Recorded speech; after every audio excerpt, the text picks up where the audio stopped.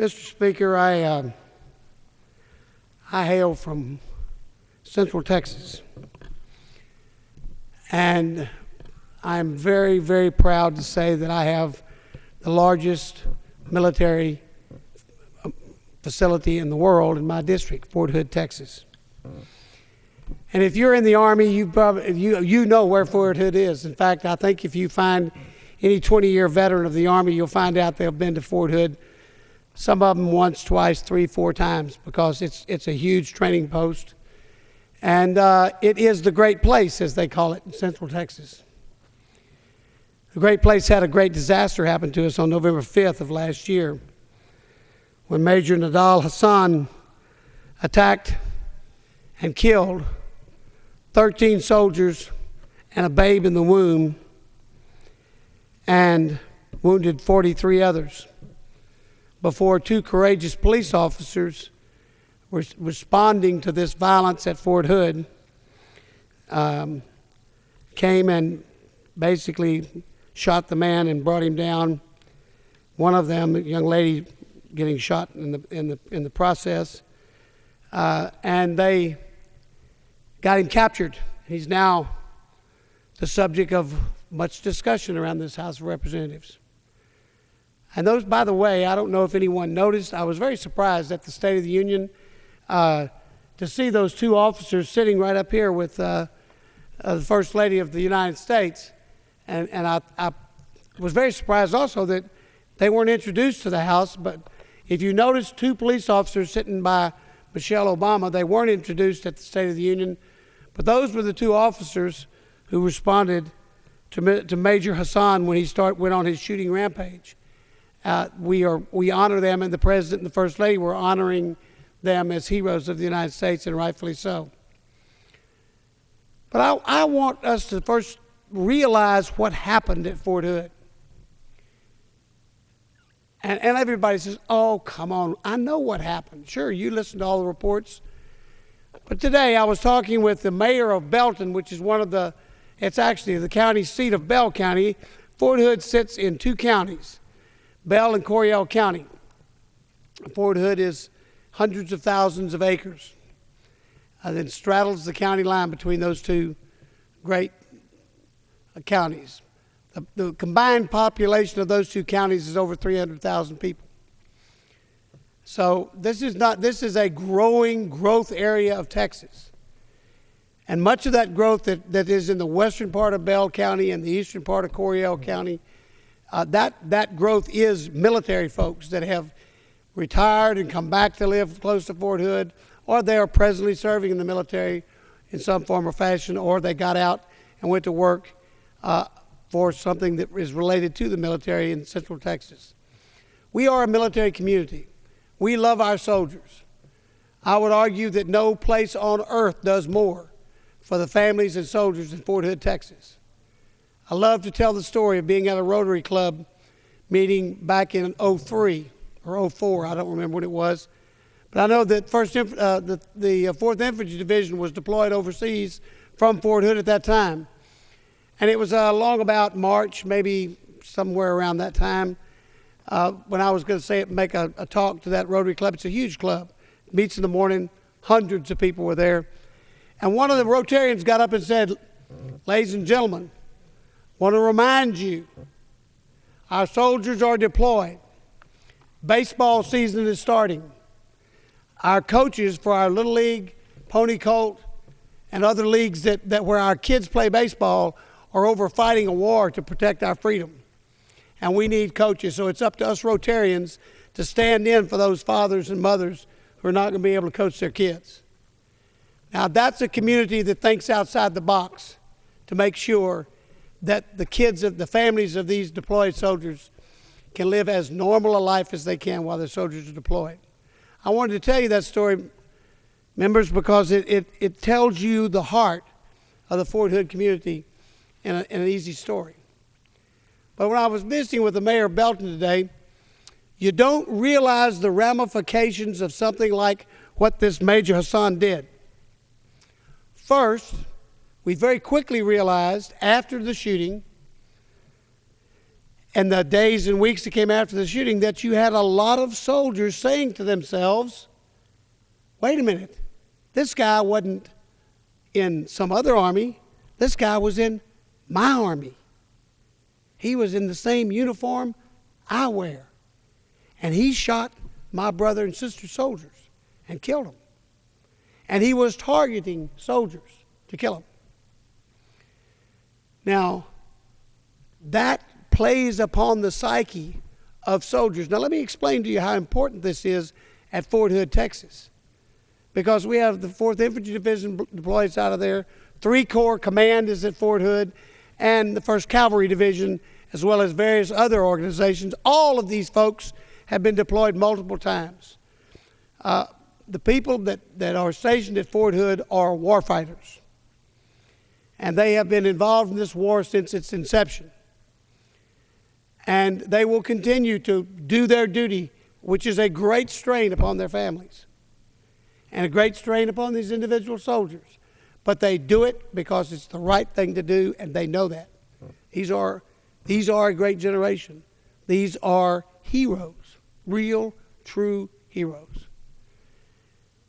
And you know what? Just doing any job that's that stressful, that many times repetitive, wears upon you, even if you weren't getting shot at or blown up. So this is a highly stressed, highly strung out community. When this happened at Fort Hood, first responders from all the surrounding communities headed for Fort Hood. SWAT teams headed for Fort Hood. And if you recall, if you were listening during the play-by-play as it was being developed, you heard people say, there are some who say there were 3 shooters. And so they're looking for the other 2. Well, what I didn't realize until I was talking to the mayor of Belton, and Belton is, I think, 26 miles from Fort Hood. He said that they locked down because they didn't know if the other shooters had gotten off the post and were loose in the community. They locked down all the schools where there were soldiers' children, just in case this was a plan to spread out and kill family members. And so we had from high school down to elementary school children locked down in the schools. And we were keeping people out, and their parents couldn't pick them up. And the first responders' communication systems were overwhelmed with concerned parents from 2 full counties, 300,000 people. So what this man did at Fort Hood that day frightened all the kids in 2 counties. And there are tens of thousands of kids going to those schools in those counties. Multiple 4 and 5A high schools, which are our largest high schools in Texas, that were locked down. I tell you all this because I want you to know that this was a truly, not just a traumatic event for the Army. This was a traumatic event for the people who support the Army and for the families who are supported by the people who support the Army. Now, the mental health professionals came in droves, and a lot of great work was done, and I praise everyone who did that. But when I heard that story about these little kids locked down, let's take some little 6th grade kid or 5th grade kid, or maybe some small one, 1st grade kid, who had the trauma of all of a sudden the doors were locked at his school and his mama couldn't pick him up, or her mama couldn't pick her up. Now, and then they start hearing why there's been somebody shot over at Fort Hood. Now, all these kids have soldiers at Fort Hood. Who are their parents? Some of them have 2 parents that are soldiers at Fort Hood. Now there's got to be fear in the hearts of these little kids. And they want to know what happened. And then when school's out and people are talking about it and they're watching it on television and they're trying to figure out what happened. And I'm sure parents tried to sit down and explain it where they calmed the little children down. But I'm going to argue with you or state to you here tonight that a recent report that was put out by a commission, was appointed by the Obama administration to tell us about the incident at Fort Hood. I would say if you read that report or you explained that report to little kids who were locked down at Fort Hood, you wouldn't even know that Mr. Major Nadal Hassan gave every indication that he was a radical Islamic Muslim terrorist, because it's not discussed in this report. And it should be. I don't know who pulled the strings on this, but I know who's responsible, and that's the administration. We learned all kinds of things the Army needs to do differently, and all kinds of things they need to talk about the chain of command, yada, yada, yada, as my college-age girl would say. But we didn't hear anything about radical Islam. We didn't hear anything about this because I would argue, and I think there are people across this country that are arguing, that it was because of political correctness. Political correctness. Excuse me. At some point in time, it's just good intelligence, good police work to look at the what makes up the chances are the next terrorist attack, and to ignore it and to act like you can't talk about it because you might hurt somebody's feelings. I tried sitting here tonight to remember as far back as I could, and I don't know how many years ago it was that the Munich Olympics was, but that was a radical Muslim terrorist attack. And every attack since that time has been a radical Muslim terrorist attack. So why can't we talk about the fact that our enemy seems to be, good intelligence seems to tell us, it is radical Islamic terrorists? Now, why in the world can you write a report about a guy who walked down a peaceable line, some of the people checking in from being out war, and some of the people checking out to go to war, doing their everyday duty of getting through that process of processing in and processing out, and this guy walks down the line shooting soldiers in uniform, shouting out, Allah Akbar, God is great, which is a part of the declaration of that religion. And I'm not attacking that religion, but you can't talk about it. If you can't talk about it, you can't figure it out.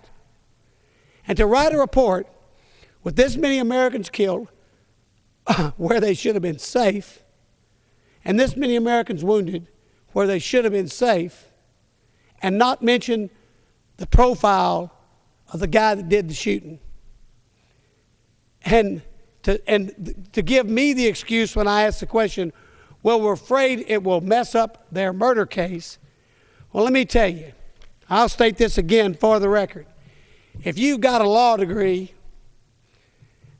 and you're supposed to be able to practice law, and you can't prove a murder case where you got 200 eyewitnesses, you need to send your law degree back to law school and turn in your bar card, because you're an ineffective lawyer. And there are at least 200 people that witnessed this guy shooting these folks. So, I mean, give me a break. They don't have any proof problems to prove this case. That's not a reason not to talk about who did the shooting or who is alleged to do it. And I'm an old judge. Use the term alleged. It's perfectly, but they don't even talk about who's alleged to have done the shooting or what kind of person that was. What do we know about him? Now that I will have to give our news organizations a lot of credit, we know that he acted erratically for months before the attack, that he promoted radical Islamic views while at Walter Reed Hospital. They exchanged emails with Anwar al-Awlaki, a Yemen cleric, which we're reading about every day in the newspaper, who's one of the now major promoters of terrorism. No action was taken against him when he would have debates with other members of the military, and his position was what our soldiers were doing in Iraq and Afghanistan was worse than what terrorist attacks do. or the 9/11 attack, that the 9/11 attack doesn't equal America's war-fighting efforts. And nobody reported him. In fact, they promoted him to get him out of their hair, to move him to another duty station so they didn't have to put up with him. And it was all about Islamic terrorism.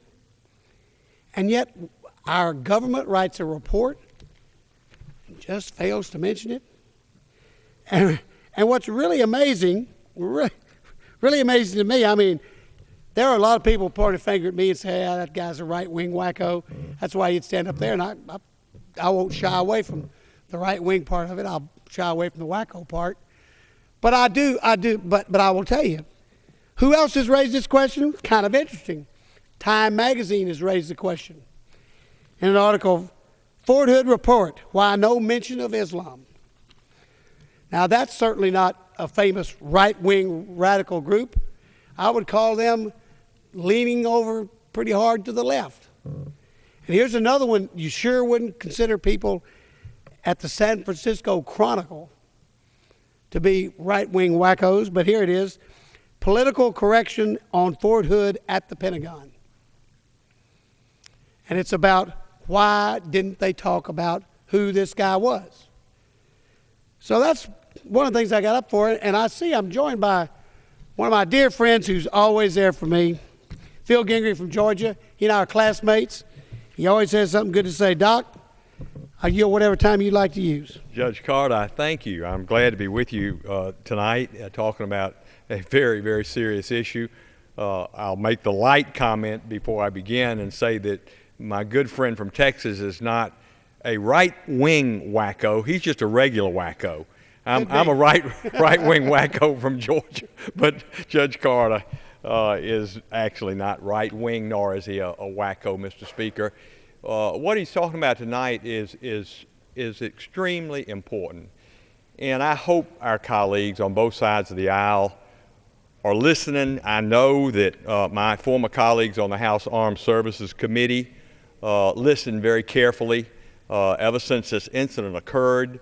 And now, of course, Judge is talking about this 50-page report that our Secretary of Defense, Robert Gates, commissioned to be done by a former Army Secretary and former Chief of Naval Operations.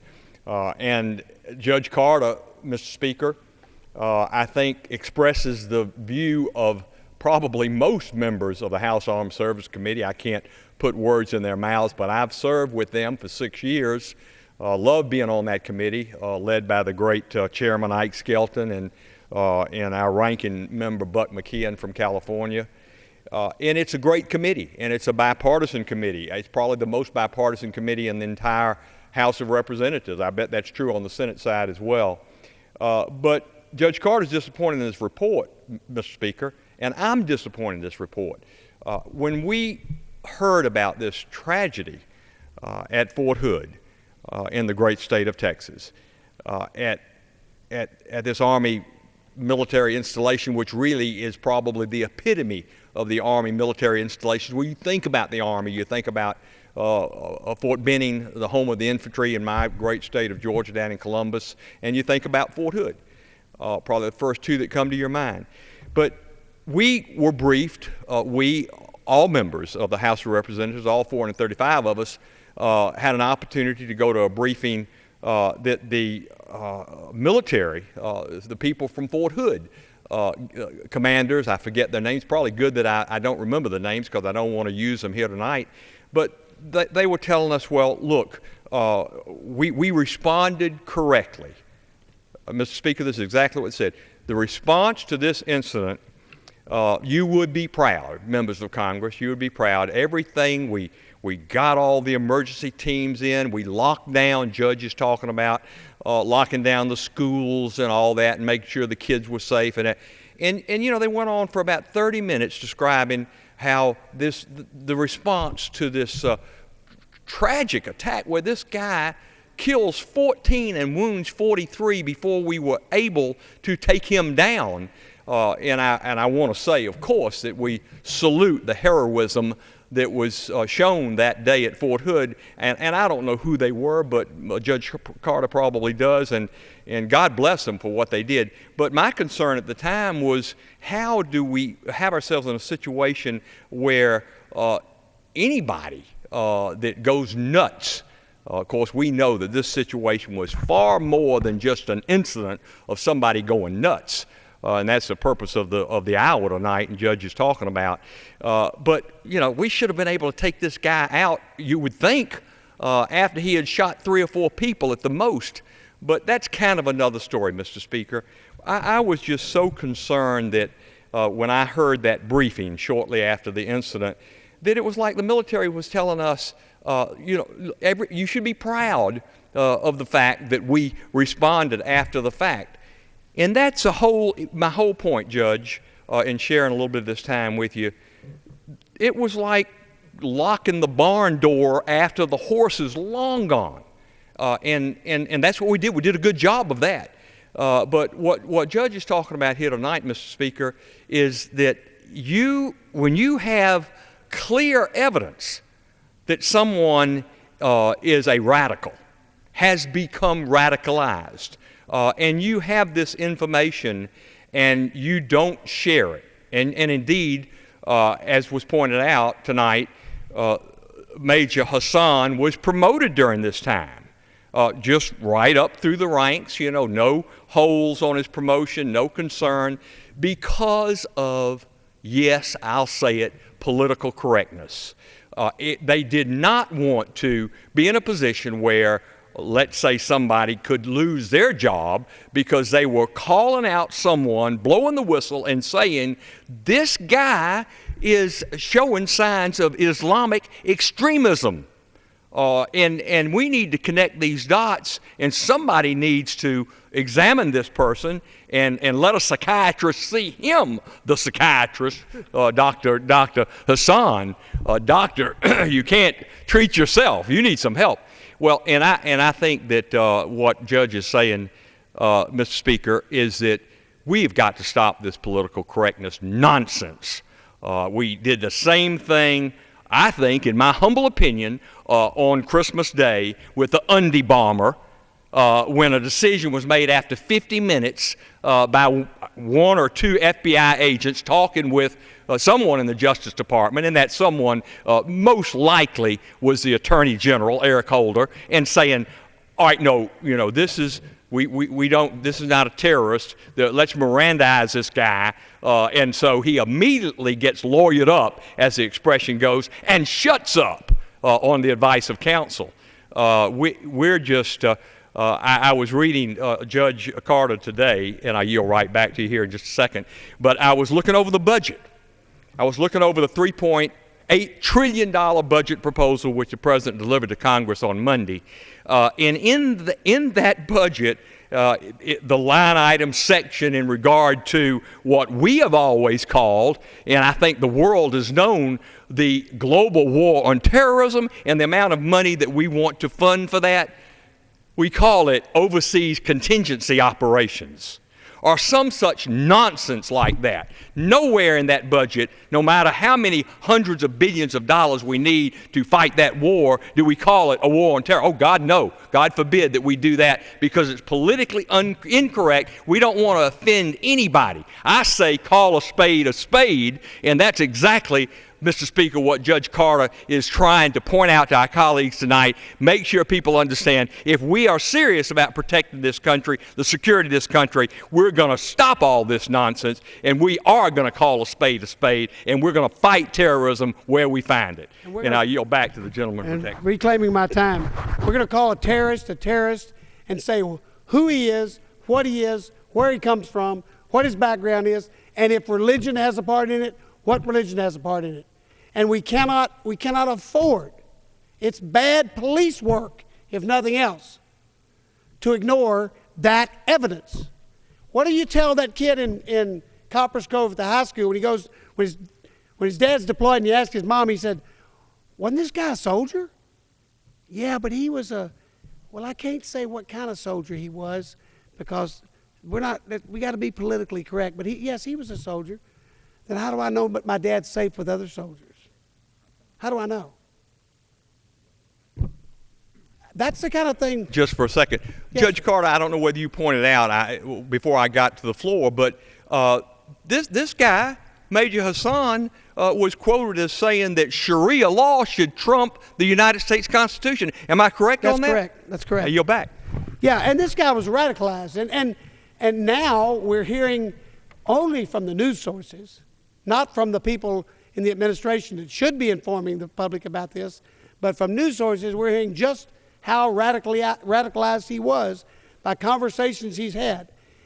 In fact, a member of this House called a relative who went through medical school in the Army and happened to know the guy in medical school and said, clear back in medical school, he was talking about this stuff.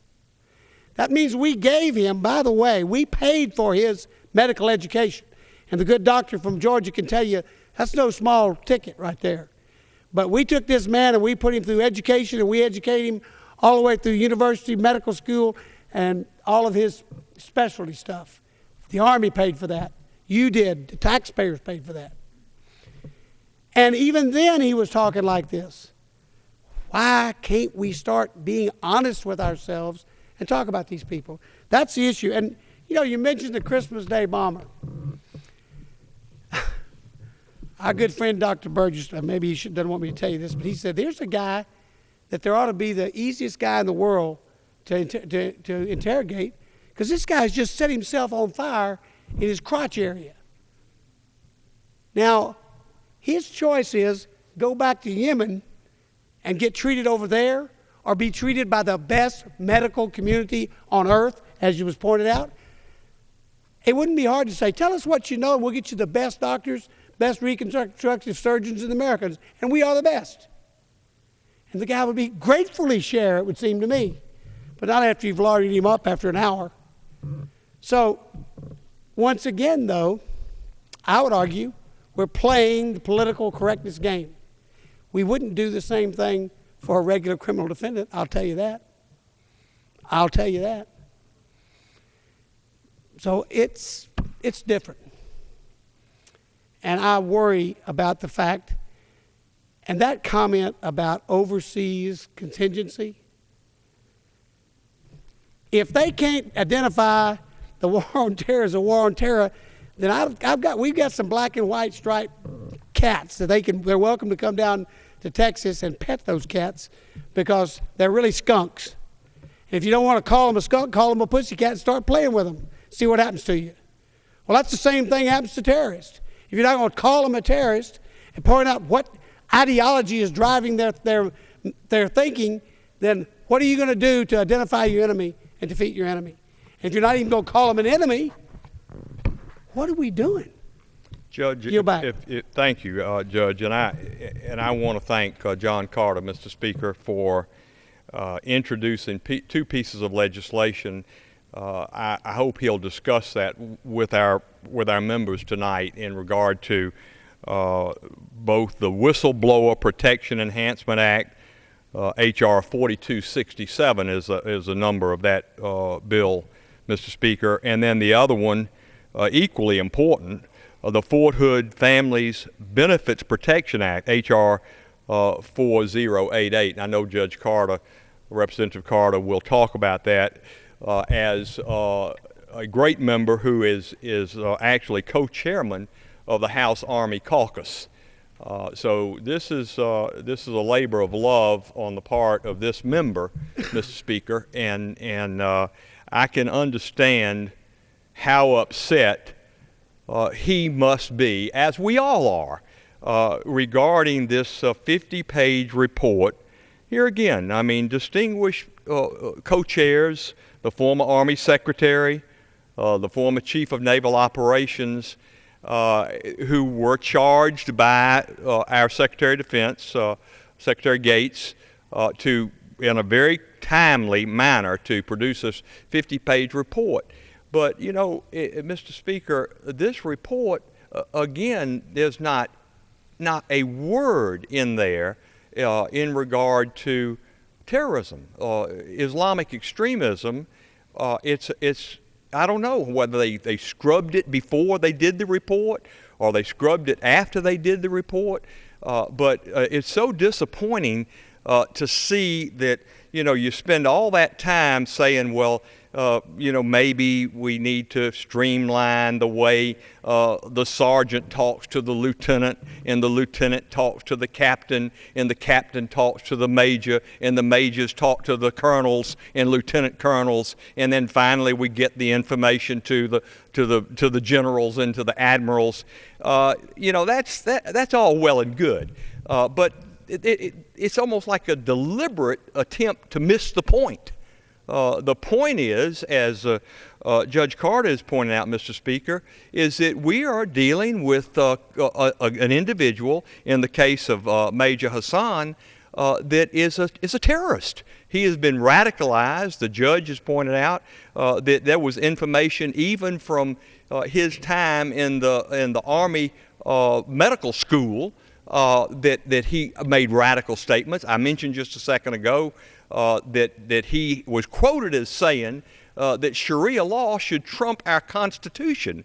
Well, when you're commissioned as an officer in the military, when you enlist in the military, you make a pledge of fidelity to this country. And so, the warning sign was there. I will go back to the time, Mr. Speaker, when I was, John and I, Representative Carter, Judge Carter and I were freshman members of the 108th Congress. And, the 9/11 issue had occurred shortly before we got here. And the families of those victims, over 3,000, insisted that we form a commission, a 9/11 commission, and we really look into this. I mean, quite honestly, President Bush at the time was a little reluctant. Felt like the Department of Homeland Security, the CIA, and the military intelligence could do all that. But in any regard, a commission was formed, and we were told by the commissioners that this was a problem in regard to Islamic extremism, and we needed to do something about it. And to then come along with this report that was commissioned by Secretary Gates, I think is a tremendous disservice and disappointment. And I'll yield back to Judge Carter. And I thank my friend for yielding. I thank my friend for mentioning these two bills that we've got out here. I tried a whistleblower case back about in the mid-'90s sometime. Very interesting case. I won't go into the details, but it involved some organizations that were major political players and major financial players in Texas, and a little small accountant who made a right statement, but it stepped on some good old boy toes, and so they fired the guy. When the truth was, he was telling them how to save, that there was a lot of money that they were losing, and it showed me why we have whistleblower laws. So the little guy who discovers a wrong can be comfortable in going to right that wrong without fear of retaliation, of getting fired, because he told about something that the big boys didn't like. Well, we've got this Military Whistleblower Protection Enhancement Act. It protects military personnel from any negative action for reporting any regulation or law violation. Proposed protection for reporting ideologically based threats or actions a service member reasonably believes could be counterproductive or detrimental to the United States' interest or security. Basically, what we're saying to the ordinary soldier, to the soldier that was going through medical school with Mr. Hassan, to the soldier that was stationed with Mr. Hassan when he was a second lieutenant, and then a first lieutenant, and then a captain, and as he got promoted to major, that somebody didn't have a fear that something would happen to their military career if they reported this guy was talking radical ideas to service people. And, he wasn't preaching religion to them. He was talking that blowing people up was good, fighting a conventional war against terrorists was bad. I mean, that's the kind of way he was talking. This hadn't to do with a Muslim religion. It had to do with terrorism being the right way to straighten out America. excuse me, he was educated by the United States military. Kills me to hear that. So I think it's a good bill. I hope we can get some action on it. I hope we can get it written into law, and I'm going to be working on it. And I feel confident. I have a lot of folks that are co-signers of that bill. This other one is pretty simple too, really. What we had, and I can say this almost without, and I don't know the names and backgrounds of every one of these soldiers, but I have personally talked to several of them, and the general consensus is everybody that got shot was either had just come back from Iraq or getting ready to deploy again to either Iraq or Afghanistan. And the reason we had mixed units that day at that center is because normally units go through as a group as they deploy, but these were the guys who were absent for some purpose. They may have been still on the training range, something else. So they had to go make up by getting all the paperwork shuffled to get ready to deploy. That's why you heard it wasn't just one outfit that had all the deaths. It was multiple outfits around the Army because there are multiple outfits stationed at Fort Hood. Anyway, I would argue these were warriors either returning from the war or going to the war. And an enemy soldier, terrorist, disguised in a uniform of the United States military, walked into our warriors as they were peacefully getting ready and processing paper and started killing soldiers. And I would argue I do argue that's a combat situation. Whether you're killing our soldier in Afghanistan or Iraq, or whether you're killing a soldier in a center at Fort Hood, if your intent is to kill soldiers to keep them out of the war against terror, you are killing, you are an enemy combatant killing our soldiers. Therefore, they should be treated with combat respect. That should be, this incident should be like we did for what happened at the Pentagon when it was attacked on 9/11.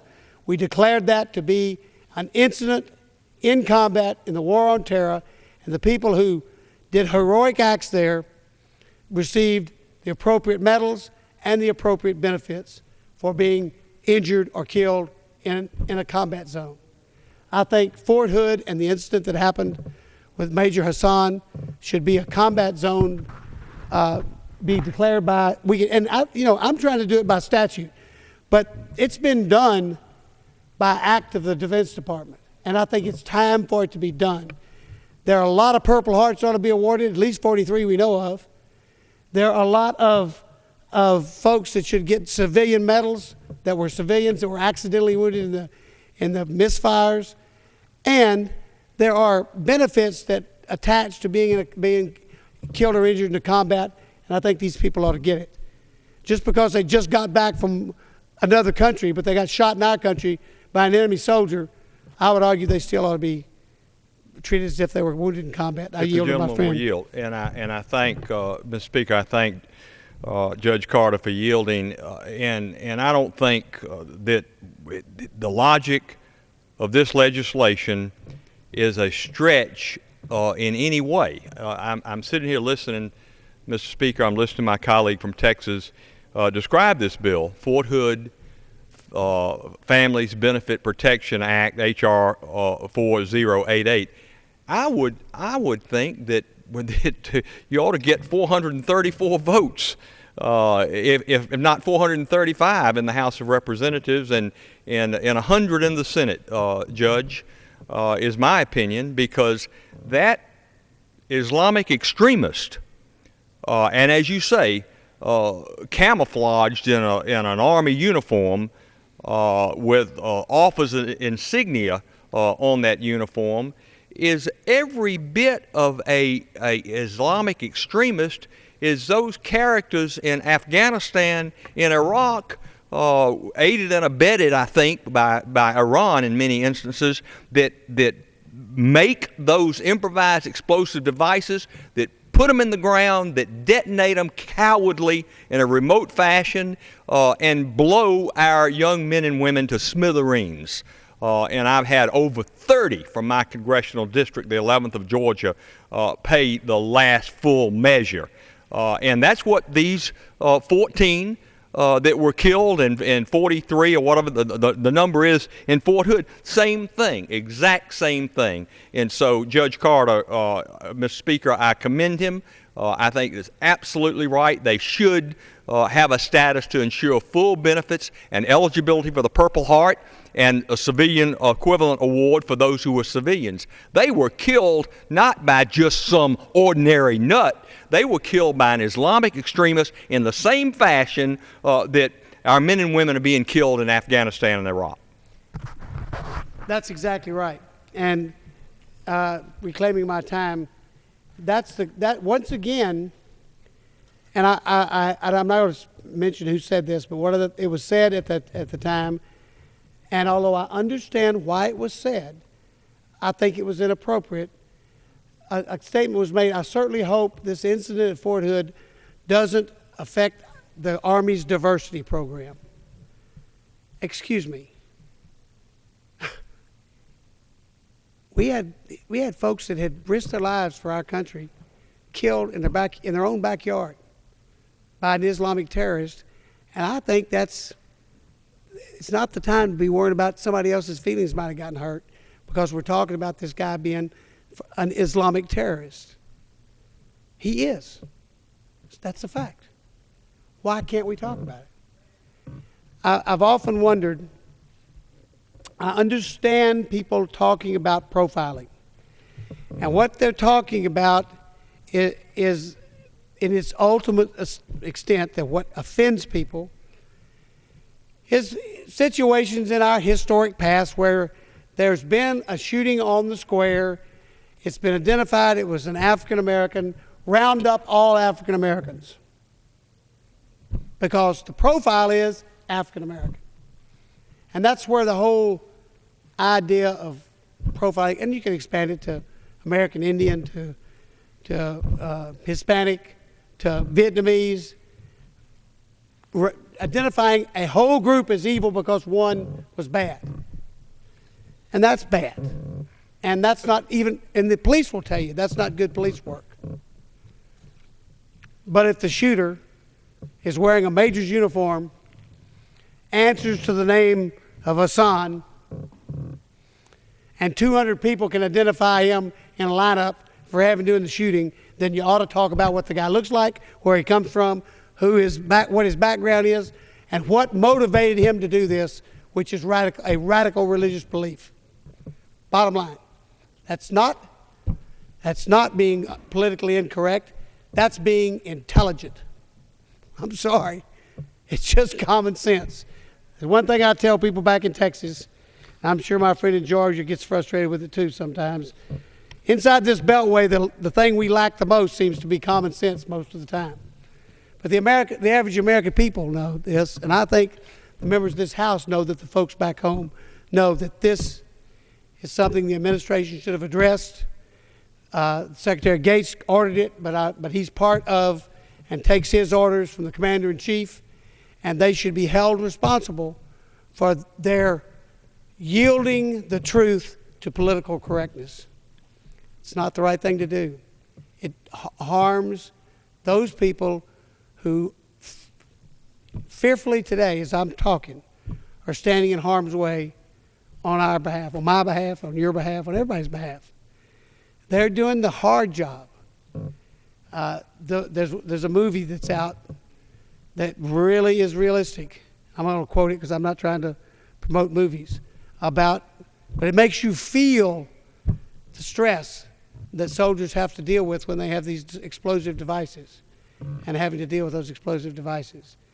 It was so tense, my wife covered her head with a pillow because she just couldn't stand the tension from it.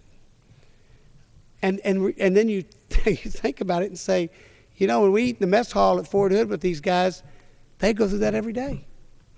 The stress she covered her head with a pillow with, these kids, they deal with it every day. So they're not kids anymore when they go over there. They're men and women of courage and honor, and they understand what it means to be courageous. So I think it's wrong for us to avoid describing our enemy to keep from stepping on somebody's toes. I have nothing against any, and when I say all this, let me preface this or finish this up by saying this is not about a religion. It's about a criminal defendant and his ID. And that's the way we should treat it. And for that reason, I've raised this issue. I'll yield some more time to my friend from Georgia if he wishes to speak. Mr. Speaker, I thank the gentleman again for yielding, and I just wanted to quote some of my friends on the Armed Services Committee. The ranking member, actually, also on the Education and Labor Committee, Colonel John Klein. Colonel Klein is a subcommittee chair, I believe, on armed services as well. Had been there since we were elected in the 108th back in 2003. So has 8 years. So this is his 8th year on the Armed Services Committee. Very appropriate that Colonel John Klein is there because of his service in the United States Marines. But here's what Judge Carter, here's what Colonel Klein said. Mr. Speaker, I want to quote this. The American people recognize that the 9/11 Commission was correct when it said that we have an enemy, and it's Islamist extremism. Their words. And the concern is that we may not be paying attention to the fact that the alleged perpetrator was, in fact, an Islamic extremist. End of the quote. Judge Carter is telling us, Mr. Speaker, and certainly I agree with him, this is not about diversity, the importance of diversity in the military. We all understand that. We all understand that. We have great men and women, all kinds of ethnic backgrounds, religious backgrounds. They have one thing in common. They swear, as we do as members of Congress, to uphold the Constitution and defend this country. And that will continue to be held in common. But this business of being politically correct for fear of offending, for not being able to say, he did it, and here is the evidence, and everybody knows it, and for fear that you're going to get reprimanded, and that's what Judge Carter's other bill is all about, Mr. Speaker. So I thank him for giving me the opportunity to join a good friend on the floor to encourage our colleagues on both sides of the aisle. There are 95 co-sponsors. I hope tomorrow there'll be 150, and the next day there'll be 300. And when this comes to a vote, and hopefully it will, we'll get maybe we can put it on the suspension calendar, and it'll pass without controversy. And I yield back to my friend. And you know, and I thank my friend for that comment, because what a heartwarming experience that would be for the families and the soldiers some of the soldiers that were there and are now in the combat zone, to know that this Congress said, we recognize this was a combat situation, we acknowledge it unanimously. Hard to get unanimous around here, but it would be nice. Well, this is all part of and I thank my friend for his participation, it's all part of my chance that I get every now and then to talk about the rule of law and doing what's right and and identifying what's wrong in this country, and not being afraid to speak out and to point out where things are wrong. I want to end by saying that this is a wrong that needs to be righted, and this House and the Defense Department has the ability to right this wrong, and we should do it. And I want you to know that Secretary Gates, I consider him a friend. I have the highest respect for him. I had the highest respect for him when he was the top man at Texas A&M University, when I represented that wonderful institution, and I still have the highest regard for him. But I do criticize, and will continue to criticize, this letting political correctness interfere with making correct statements about what happened, so that, if nothing else, the kids of these people in the Army who know that a major shot other people will have a good explanation as to why he did it and what the indications are as to why he did it. So they're not worried about their mom or dad getting shot by another guy in uniform. That's a tragic situation. I want to thank the Speaker for allowing me to have this time. I hope we can right this wrong, and we hope that we can let common sense and right over wrong prevail in these two bills and in letting our heroes know what the right thing to do is and that we're going to do it. I yield back the balance of my time. Under the Speaker's announced policy of January the 6th, 2009.